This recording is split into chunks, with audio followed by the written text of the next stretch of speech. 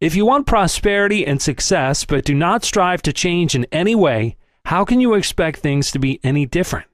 A drunkard never becomes reformed until he decides to stop drinking. If some habit possesses or obsesses you, you are not the master of your life until you decide to change the habit. If you have been brought into the world amidst lack and limitation, you can never get above it until you change your ideas about it. There are many, many people who live and die and never know anything different from what has been handed down to them. Once you have changed your vision, you will change conditions. Only when we cease to recognize a condition do we cease to attract it. The only way we can cease to recognize things is to change our minds about them. Sooner or later, we must come face to face with this law of compensation, and inevitably, our own comes to us, and only what is our own. As we apply it to life and watch its certain results, do we find a balance for the effort of living? Are we satisfied with the good we are receiving? Are we getting fair returns for our efforts? Do we feel that our own has really come to us? Most people are dissatisfied. There are some who even go so far as to say that life is not worth living. The great majority declare that injustice is riotous in the world, and more especially in our own lives, that unhappiness, sickness, and poverty exist through our living. The purpose of this lesson is to show you that you can use the law to lift yourself out of the place where you are to the place where you rightfully belong. Your right place is where you can enjoy success and plenty. This is natural, as the law intended. Your failure to realize these things is a miscalculation, a mistake. The law does not need to change. Success or prosperity does not need to be made. It always is. But you in turn must change. Then your affairs will follow the change. Where do you change? Well, the seat of all your movement, the controller of all activity, is your thought. The key to every man is his thought, says Emerson. Why do prisoners strive to get the warden's keys? That they may gain their freedom to the outer world, because there is no other way out. Neither can you be free of your bonds except through the key, through the right use of your thought. The key to successful living is the right adjustment of your thoughts. If your thoughts are constructive and proper, you cannot remain imprisoned. If you are dissatisfied and unhappy, you will be inspired for something better. Have you visited several homes and found them all different in some respect? They were neat, tidy, clean, orderly, bright, cheery, or dull, gloomy, disorderly, dusty, uninviting. The home is a reflection of the ruling mind. Its appearance speaks its keeper's mind. If you're working for success, look at the home. If order is the first law, then it must also be your first application. No, lack of money is no excuse for a disorderly home. It can be neat and clean even if you're using store boxes for furniture. If you wish a better home, a finer environment, nicer furnishings, you must alter your mind right where you are to receive better things. It's the little things that count, and many little things make a big thing. It is useless to pray for a new home if you cannot take care of your present one. The law helps those who help themselves. The law of compensation always works that way. When you perform your tasks to the very best of your ability, or when you are thorough in your work and do it well, you infallibly bring out the best there is in you. Otherwise expressed, you grow more capable and efficient. You become better, and thereby show your growing superiority. And the law is that he who becomes better will attract the better and be given the greater things to do.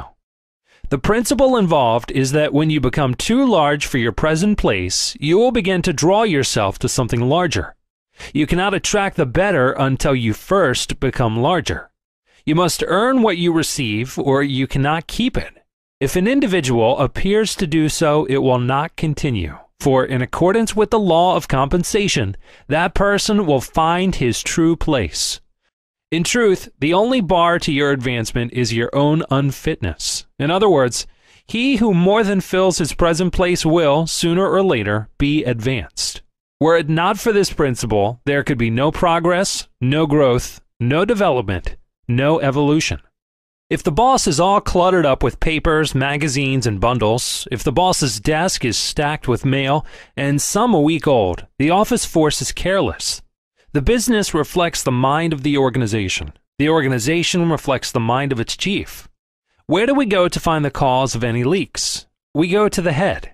We change his ideas, and the whole organization is converted directly.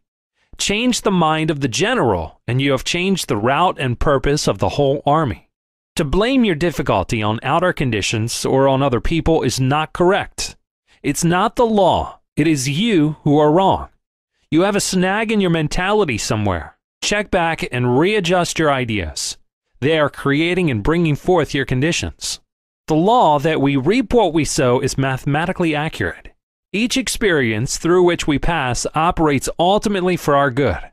If we attract the unpleasant, it is often because some dormant or neglected phase of our nature needs to be awakened and developed. Also, we learn from the experience to create something better. Hence, the degree of contentment and satisfaction attained in whatever sphere of life we may dwell is largely dependent upon our ability to use constructively the experiences of life. For in every case, the law of attraction will only bring what may serve us in our upward development. To interpret this law in a simple form, it should be stated that whatever we attract, we require, and whatever we need is always good. This is a correct attitude to adopt because all experience is for our good, and we must be able to see it in that light. While pursuing this practice, you may not always secure the precise form of results desired, but you will steadily build up your mind and character in harmony, beauty, and strength. Because all such effort to realize the ideal is highly constructive and develops in you the very qualities and conditions repeatedly pictured in mind. Clear, strong, positive thought along ideal lines is a wonderful preventative of morbid mental states and negative thinking, which leads to misdirected actions and conditions of weakness, misfortune, discord, and trouble.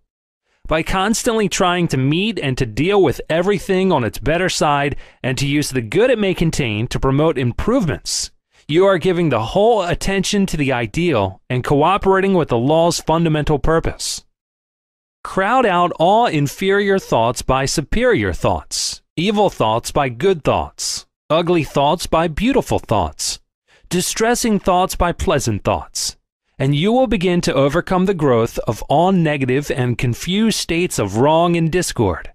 In other words, learn to think constructively of all persons, all things, all events, and all circumstances. Appraise them from the ideal point of view. As you do this, you will gradually transform your whole existence for the better. These are the means whereby you may steadily promote your welfare and advancement. As you train yourself to mentally look for the good, you will move towards the good. And as you form higher and larger conceptions of the good, these elements will begin to find expression in your words, acts, character, person, talents, powers, attainments, and achievements. That is, all things in your life will commence to improve as the direct result of your improved thinking. This process does not imply, however, that you are to ignore the wrongs of life, the empty places, and the undeveloped states of being, but that you are to think right through and beyond them toward the hidden good or the principle within that is ever seeking a higher and fuller expression. You will, therefore, cease to condemn and to criticize in a destructive manner. Instead, you will seek to bring out the good in yourself and in others, and to discover and develop the greatest possibilities everywhere. Whatever we possess today is our just reward. Very often it does not make us happy. We are dissatisfied with it, but still it remains ours. This fact would prove hopelessly discouraging were it not for a great truth that teaches us how to be free from every difficulty, released from all bonds, absolved from every debt. If you want success in living life, you must exercise an intelligent discrimination of your thoughts. When you talk hard times, money scarcity, limitation, you are sowing that type of seed. What kind of harvest do you expect to get? If the farmer sowed thistle seed and then complained that his field did not bring forth wheat, you would say, "Foolish man, didn't he know he could only expect what he planted?" Never make an assertion, no matter how real it seems to be to you, if you do not want it reproduced or continued in your life. Do not say money is scarce. The very statement will send money away from you. Do not say times are hard. This will tighten your purse strings so tight that even God will not be able to slip in another coin. Do not say you are not loved or not interested in other people's lives. Truly, you will lose their interest and their love. The spiritual supply from which the visible comes is never depleted. It never runs out. It is with you all the time. It will yield according to your demand upon it. It is not affected by your ignorant or blind talk of lack or loss. Only you are the one affected, and you control your demonstration with your thought. The unfailing resource is willing to give. It has no choice in the matter. If you continue to pour out your thoughts into this substance, this will prosper you. Turn the energy of your mind upon ideas of plenty, love, happiness, joy, health, and they in turn will appear. If you want a better home, make the one you have as nice as you can. If you want new furnishings, new clothing, don't condemn or belittle what you have, but enjoy them to the fullest. If you want a position or a new one, get yourself in readiness to fill that position or improve the one where you are. Hence, your failure to meet your demands of life is not a failure of the material. It is but a failure within yourself of the lack of understanding or the lack of application. No matter what your problem is, the law can work it out, but you must adjust your thinking to work with the law. Do not expect that in just a few moments or a few applications you will realize a full consciousness of plenty. A builder does not erect a beautiful spire or dome to $1 million cathedral without foundation. He must first have support to hold that spire aloft.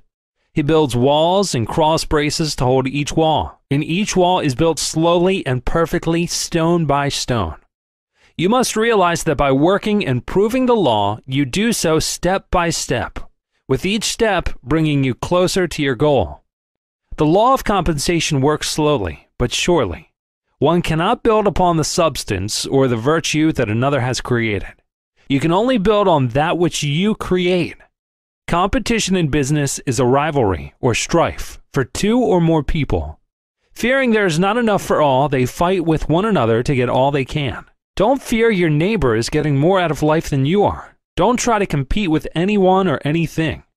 It has been said that competition is the spirit of business, but I do not think that competition in the form of rivalry or strife, of arguing and fighting and lying about each other and each other's business is the right spirit.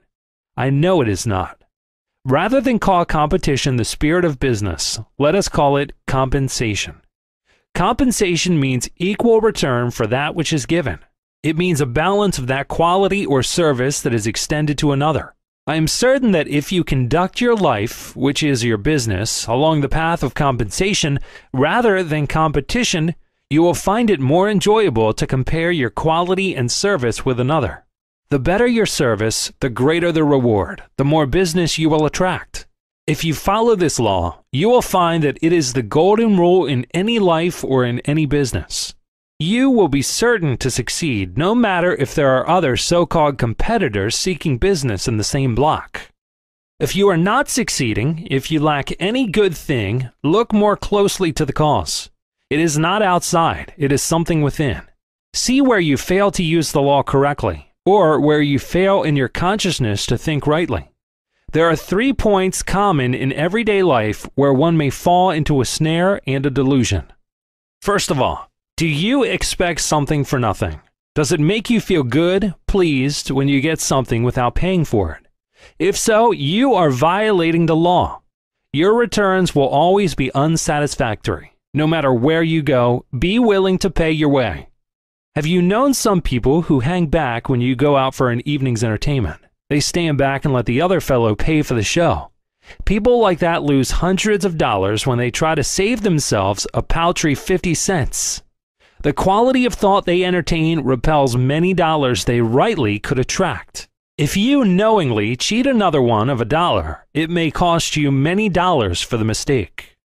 Second, do you hunt for things that are called cheap? Are you a bargain hunter?